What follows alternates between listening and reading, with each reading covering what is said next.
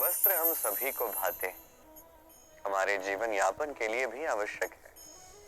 हम सदैव प्रयास करते हैं कि वो वस्त्र पहने जो हम पे सबसे अच्छे दिखे, किंतु कभी इस बात का आभास हुआ है कि कुछ वस्त्र यदि स्वच्छ हो तो पुराने होने पर भी वो अच्छे ही लगते हैं। वैसे ही जैसे भोजन यदि सादा हो, अत्यधिक स्वादिष्ट भी ना हो, किंतु यदि वो गर्म हो, ताजा हो तो खाने में अच्छा लगता है। उसी प्रकार कोई व्यक्ति हो जो सुंदर ना हो किंतु उसकी वाणी मीठी हो तो वो व्यक्ति सबको भाता है। कोई व्यक्ति धनवान भले ही ना हो किंतु यदि वो गुणी हो तो इस संसार में आदर पाता है। इसलिए कभी इस बात से दुखी मत होइएगा कि आपके पास भौतिक संसाधन नहीं है। आपके पास जो सबसे बड़ा संसाधन, सबसे आवश्यक संसाधन है, वो है आपकी आत्मा, आपका मन, आपके विचार, आपके गुण, आपकी वाणी। इसे सदैव शुभ रखिए और सदैव अपने साथ रखिए। ये जीवन सफल होगा और प्रेम के साथ कहेगा, राधे राधे। नंद बाबा भी खेल खेल में बड़ी सीख दे जाते थे। एक बार की बात है, बाबा मेरे लिए मानचित्र ले आए। ये मानचित्र था जम्बूद्वीप का। ये एक पहेली है जो भिन्न भिन्न भागों में बटी हुई है, जिसे मुझे जोड़ना है। बस इतना सा मेरा कार्य है। अब बार बार प्रयास किया मैंने, किंतु हर बार मैं असफल ही रहा। बाबा ने ये देखा, बाबा मुस्कुराए।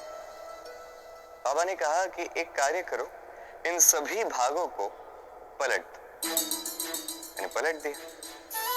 फिर देखा तो हर भाग पे मनुष्य के शरीर का कोई न कोई भाग है। कहीं हाथ है, कहीं पैर है, कहीं मुख है। बाबा ने कहा अब इसे जोड़। मैंने जोड़ दिया। मनुष्य का मानचित्र पूर्ण हुआ। अब बाबा ने कहा कि इसे पलट दो, मानचित्र पूर्ण हो चुका है। मैंने कहा ठीक है। मैंने पलटा, देखा जम्बूद्वीप का मानचित्र पूर्ण हो चुका।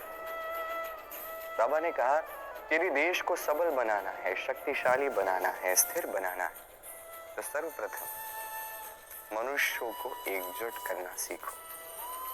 सभी सैनिक जब एकजुट हो जाएंगे तभी सैन्य अपने आप खड़ा हो जाएगा। यही नहीं, बाबा ने कहा प्रेम से जुड़ जाओगे तो परमात्मा अपने आप ही सामने आ जाएंगे।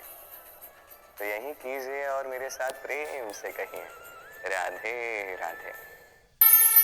बालपन से ही मैं गैया चराता आया और इसलिए सब मुझे गोपाल भी कहते हैं। किंतु गोपाल बन के मैंने एक अमूल्य सीख प्राप्त की।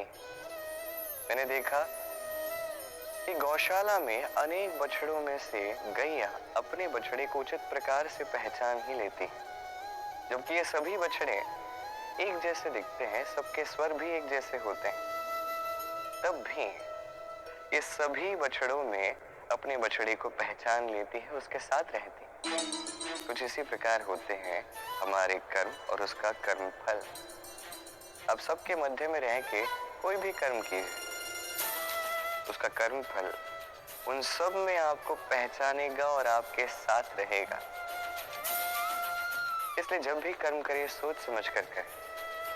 कर्म करने से पहले एक बार सोच लीजिए, जीवन में कभी बार बार पछताना नहीं पड़ेगा। क्योंकि बात ही कुछ ऐसी है कि संसार में आप काल, कर्म फल और समय, इन तीनों से कभी छिप नहीं सकते, कभी बच नहीं सकते। आइए मेरे साथ प्रेम से कहिए, राधे राधे।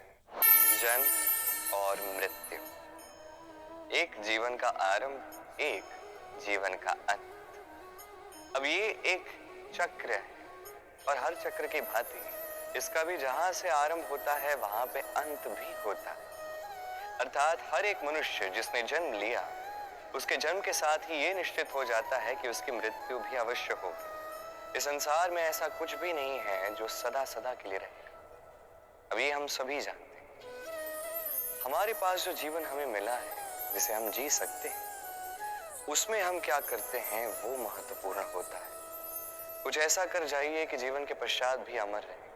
हमारा कथन, हमारे कर्म इस संसार में प्रेरणा भरते, और यदि प्रेरणा हम ना भी दे पाए तब भी ये संतोष होना चाहिए कि हमने हमारे जीवन को व्यर्थ नहीं किया। इस जीवन को जीने की चाह में हमने समय व्यर्थ नहीं किया, और इस जीवन को जीने का सबसे श्रेष्ठ मार्ग यही है कि कब मृत्यु हमारी होगी, कैसे हमारी मृत्यु होगी, इस चिंता को त्याग कर हम वर्तमान में जी, आज में जी, आज कर्म करें और आज जो संकट सामने है उसका सामना करें। भविष्य के मार्ग अपने आप खुल जाते हैं।